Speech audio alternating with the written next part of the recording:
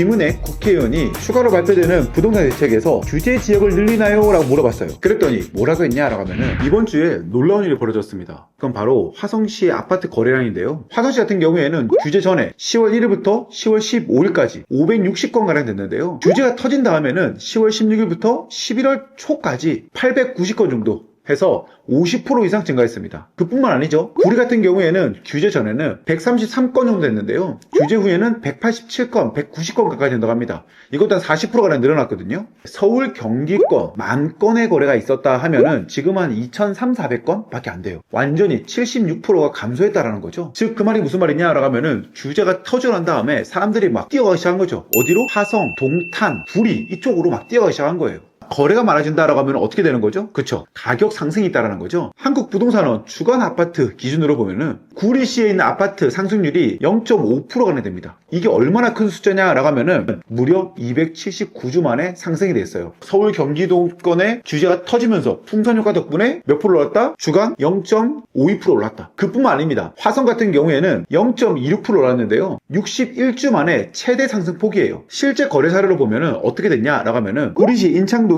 이편한 세상 인창 어반포레 같은 경우에는 전용면적 8사가요 10월 초 신고가가 11억 7,800만 원이었어요. 그런데 10월 15일 대책 후에 12억 원까지 거래가 됐습니다. 그런데 더 중요한 거는 현재 매도가는 12억 5천 13억까지 보입니다. 화성시 동탄 롯데캐슬 같은 경우에는 전용면적 84제곱이 10월 20일 신고가가 16억 9천만 원이었는데 11월 초에 매도가가 18억 5천만 원 상승했습니다. 2주 만에 호가 1억 6천만 원이 상승한 거죠. 이게 정상일까요? 아니면 패닉 바이일까요? 이렇게 상승이 높다 보니 우려했던 일이 벌어지기 시작했습니다. 지금 보면 난리잖아요. 서울 같은 경우에도 우리 안 올랐는데 왜 규제를 묶었냐 이런 얘기 많이 있잖아요. 그러다 보니 김윤덕 장관의 경고 메시지가 나오기 시작했어요. 10월 13일 국회 국토교통위원회 국정감사였는데요. 김은혜 국회의원이 추가로 발표되는 부동산 대책에서 규제 지역을 늘리나요? 라고 물어봤어요. 그랬더니 뭐라고 했냐라고 하면은 불가피하다는 생각을 하고 있다라고 했답니다. 불가피하다라는 말은 추가 규제가 온다라는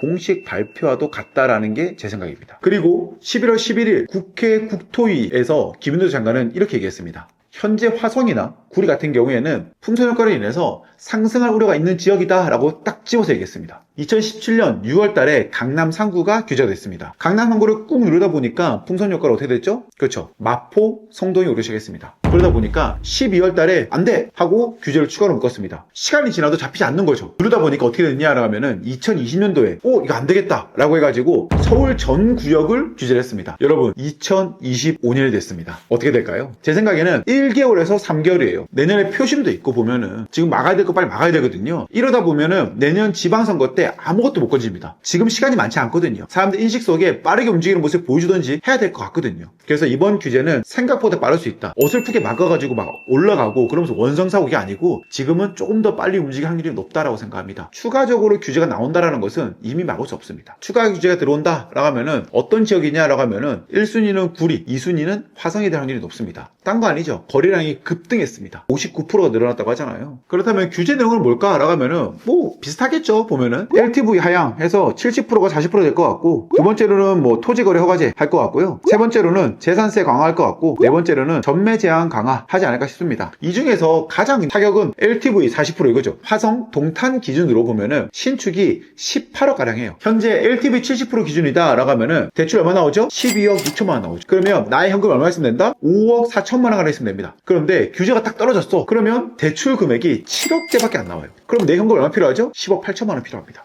즉 5억 4천만 원이 더 필요합니다. 당연히 거래량은 점차 줄어들 것이고 그 가격 같은 경우에도 좀 떨어질 수 있는 그런 가능성이 있지 않을까 싶어요. 근데 이거는 화성, 동탄뿐만 아니에요. 구리 신축 같은 경우에는 현재 신축 기준으로 12억 5천만 원 가량 해요. 그래서 규제 전이다 라고 하면은 3억 8천만 원 필요하거든요. 그런데 LTV가 40% 된다 라고 하면은 현금이 7억 5천만 원 있어야 됩니다. 당연히 구리 같은 경우에도 거래량은 줄어들겠죠. 그동안 바쳤던 가족도 어떻게 보면 또 이렇게 주춤주춤 할 수 있는 그런 상황이 올 수 있겠죠, 보면은. 근데 일부 전문가분들은 그런 얘기 합니다. 구리 화성 같은 경우에는 규제 때문에 오르는 게 아니다. GTX 들어오고 하다 보니까 자연스레 오르는 거지. 맞아요. 구리, 동탄 같은 경우에는 접근성도 좋고요. GTX도 잘 돼 있고요. 호재도 있고요. 그래서 좋긴 합니다. 하지만 지금 사도 되느냐? 이것에 대해서는 또 한번 생각해 볼 필요가 있어요. 어떻게 보면은 지금이 최대 고점일 수 있거든요. 왜 고점이냐라고 하면은 아까 얘기 드렸다시피 이제 규제가 떨어지는 거는 당연한 거예요. 규제가 터지면은 이게 사람들한테 퍼질 때까지는 어느 정도의 시간이 필요하다라는 거예요. 규제가 되면은 한 번은 출렁이면서 사람들의 심리가 움직이는 그런 상황이 올 수도 있다라는 거예요.